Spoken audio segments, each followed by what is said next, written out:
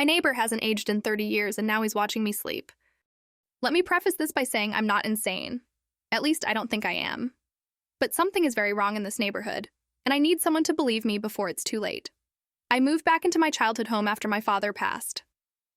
It's a modest house in a sleepy cul-de-sac in rural Maine. The neighbors are quiet, the nights are quiet. Too quiet, maybe. But what caught my attention immediately was Mrs. Evelyn Harper. She lives in the house directly across from mine. My dad always described her as a sweet old widow, but here's the thing. She looks exactly the same as when I was 6 years old. Same long gray braid, same pale skin, same faded blue dress.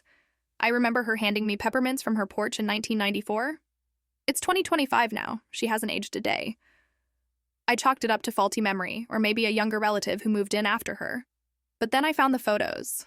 I was going through my dad's attic boxes when I found a dusty photo album labeled Neighborhood BBQ 1990. And there she was, Mrs. Harper, standing in the background, holding a glass of lemonade, looking exactly the same. Not similar, identical. No wrinkles, no posture change, the same dress. Still trying to convince myself I was being ridiculous, I went over to her house a few days later with a pie, just to say hi.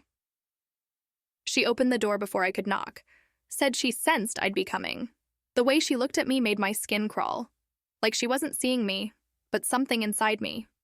She never blinked during our entire conversation. That night, I woke up around 2:30 a.m. to the feeling of being watched. I looked out my bedroom window. She was standing at her window, staring directly at mine, her face perfectly still, her eyes locked on mine.